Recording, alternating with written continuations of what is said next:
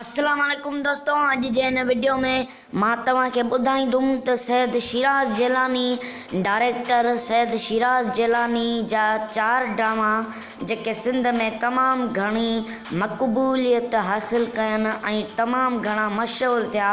त दोस्तों उहे 4 ड्रामा कहिड़ा आहिनि इन जे बारे में असां हिन वीडियो में डिस्कस कंदासीं। त दोस्तों देरी करे बिना अॻिते था वधूं ऐं शुरू थो कयां ही अॼु जो वीडियो।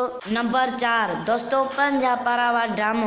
दोस्तों पंजा पारावा ड्रामो एडी त हिन ड्रामे मक़बूलियत हासिल कई जो हे ड्रामो सिंध में तमामु घणो मशहूरु थी वियो ऐं हिन जो डायरेक्टर सैयद शिराज जिलानी हुयो ऐं हिन ड्रामे जी स्टार कास्ट में शामिल हुया असद कुरैशी, अब्बास गुल, निसार शाह, एस भट्टी, बिलावल खोखर, अख्तर खोखर, आज़म मेंगल, मज्जू सतार लाड़ ऐं ज़ुल्फ़कार बुर्दी, शबीना चन्ना, नसरीन नाज़ ऐं ॿिया खोड़ सारा अदाकार स्टार कास्ट में शामिल हुया ऐं हिन पंजा पारावा ड्रामे सिंध में तमामु घणी मक़बूलियत हासिल कई। नंबर 3 दोस्तों कारो सिज ड्रामो। कारो सिज ड्रामो भी सिंध में मशहूरु थियो। हिन ड्रामे जी स्टार कास्ट में शामिल हुया असद कुरैशी, निसार शाह, मज्जू सतार लाड़ ऐं ॿिया खोड़ सारा अदाकार स्टार कास्ट में शामिल हुया।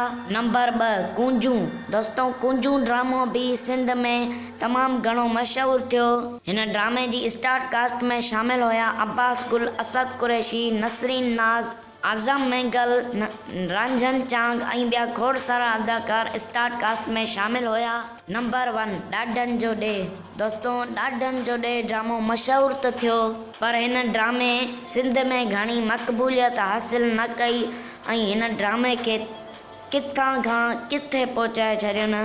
हिन ड्रामे जी जेका बजट हुई उहा माना जेका ऑडियंस हुई उहा एॾी ऑडियंस हिन खे ॾिसे पई जो अलाए त छा। दोस्तों अॼु ताईं सिंध में एॾो ड्रामो न आहे ॾिठो वियो जेॾो हिन महिल ॾाॾनि जो ॾे ड्रामो ॾिठो वियो आहे ऐं दोस्तों सैयद शिराज जिलानी खे इहा मयार आहे। हिन दफ़े उन पंहिंजे ड्रामे खे फ्लॉप करे छॾियो छो त उन जी मक़बूलियत हुई पर उन ड्रामे जी जेका कहाणी हुई उहा शुरू में त सही हुई पर 25 किस्तनि खां पोइ हीउ ड्रामो बेकार थी वियो ऐं ड्रामो कंहिं न कम जो रहियो। त दोस्तों तव्हांखे छा थो लॻे त सैयद शिराज जिलानी ॾाॾनि जो ॾे खे सुठो बणायो आहे या ग़लति? कमेंट सेक्शन में पंहिंजी राय ज़रूरु ॾिजो।